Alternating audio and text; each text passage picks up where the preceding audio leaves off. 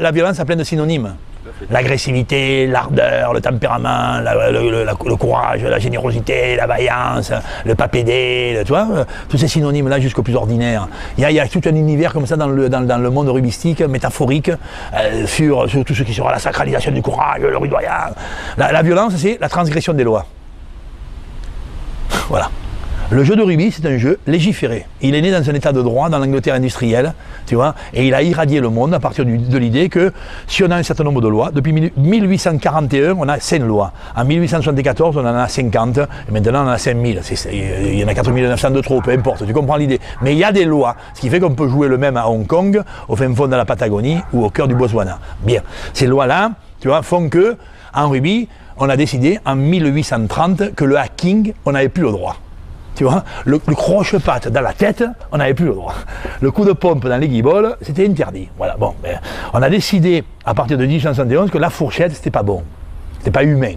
On a décidé que la cravate, en 1920, tu vois, la cravate, au niveau de la gargante, c'était moyen. Tu vois. On a décidé que le coup de genou dans la tempe, c'était encore bon jusqu'à 1995, par exemple. Donc, le genou dans la tempe. Tu vois, le coup de courge dans la côtelette sur un mec au sol, hop, on a décidé que donc, il y a des lois. En fonction de ces lois, le rugby, il est maçonnique. S'il est maçonnique, il est pensé pour on peut construire et détruire. On peut bâtir et user. On peut mettre ensemble ces deux problématiques dans l'aventure humaine pour créer du lien et des frères.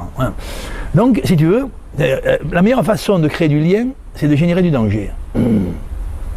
C'est militaire, ça.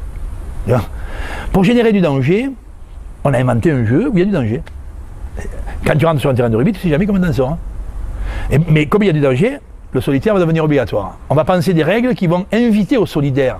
Au solidaire, pas au solitaire. Hein. J'ai fait un lapsus tout à l'heure.